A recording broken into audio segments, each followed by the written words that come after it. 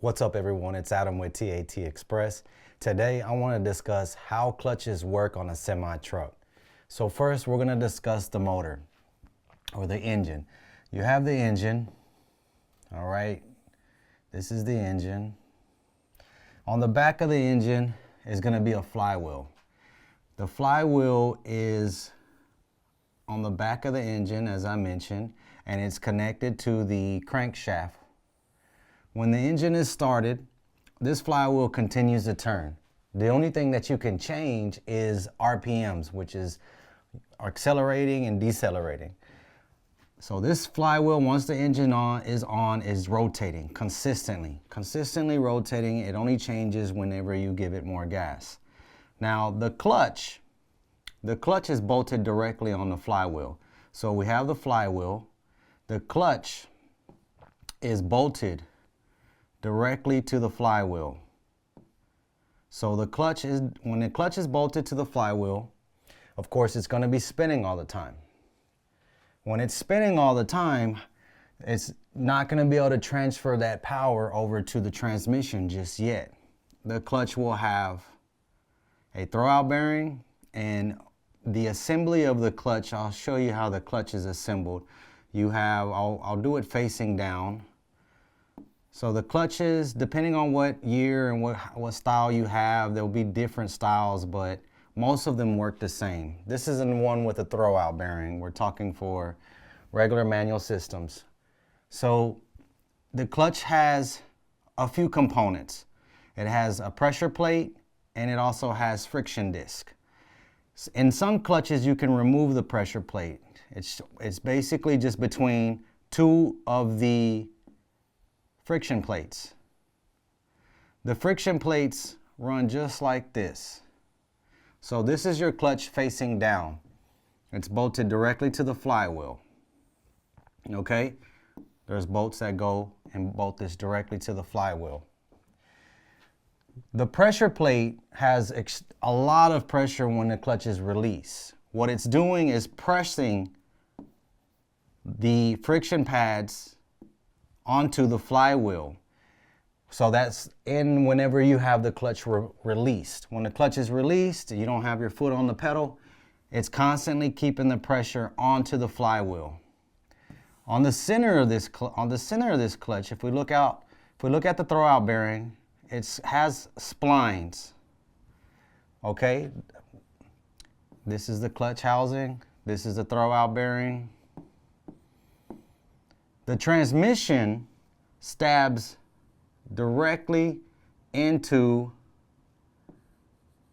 the clutch. The input shaft has splines that are splined into this clutch. So when this clutch is turning, of course, it's rotating the input shaft, which is connected to your transmission.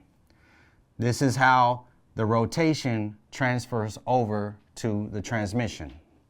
When the clutch is released, it's turning, the friction pads are against the flywheel, and that's what causes the power from the engine to transfer over to the transmission. Okay?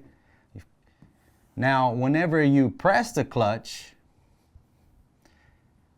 depending on the style, you can have a hydraulic clutch lever or a manual clutch lever. There's a clutch fork that grabs this and pulls it back. When that happens, all this pressure gets released and comes back away from the flywheel and free spins the input shaft inside the clutch. Now that's not just the last part of it here. When that rotation is happening, okay, you have your input shaft. When that rotation is happening, you have your throwout bearing here. It gets pulled back. In a manual system, there's going to be a stop brake. That stop brake gets pressed against the housing and slows down the input shaft. And that's how you're able to get it in gear. Once you push the clutch in, throwout bearing comes back, gets pushed against the stop brake, slows down the input shaft. Now you're able to put it in gear. That's exactly how you're able to once you have the clutch in gear or the transmission in gear, then you release the clutch, and of course the pressure plate goes back up against the flywheel, and that power gets transferred over to your transmission. Most of all transmissions that are manual are going to run this way. The automated systems as well, they will run this way, but their clutches are just a different style, and they're using hydraulic style or air-driven style clutch fork to pull to disengage the clutch, but it's not going to be like a regular automated system where they have a torque converter or anything like that. It basically runs the same. Now let's talk about a few of the components. As I mentioned, the flywheel is bolted directly behind the engine. It's constantly rotating. The clutch is bolted onto the flywheel. In the center here is a pilot bearing. It's a round bearing with a hole in it.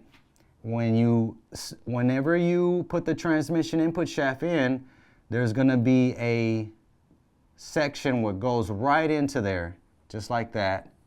And what that does is keeps the input shaft centered into the clutch.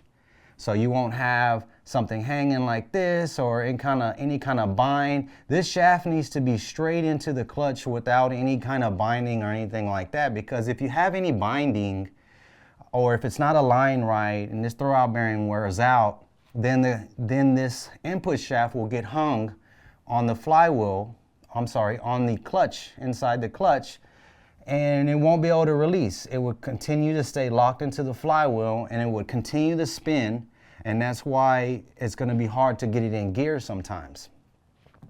Another component, if we remove this flywheel, if we remove the flywheel and we're looking at the back of the engine is going to have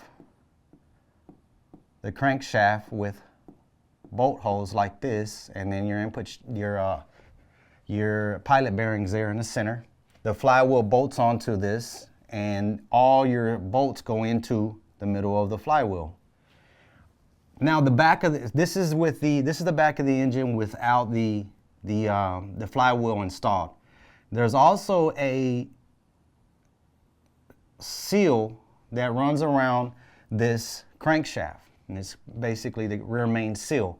It's very important anytime you replace a clutch to replace this seal, because whenever you put a new clutch onto an older engine, say your engine's already it's not too old, it has over 500,000 miles, that puts a lot of wear on this seal. So whenever you put a new clutch on, say you resurface the flywheel, you got a nice clean flywheel, you bolt it on, and now you got your clutch on, the clutch is going to grab this flywheel a lot stronger with a lot more force because of the friction pads being new, the clutch is all new. It's going to have a lot more force grabbing this flywheel. When that happens, this seal starts to flex more.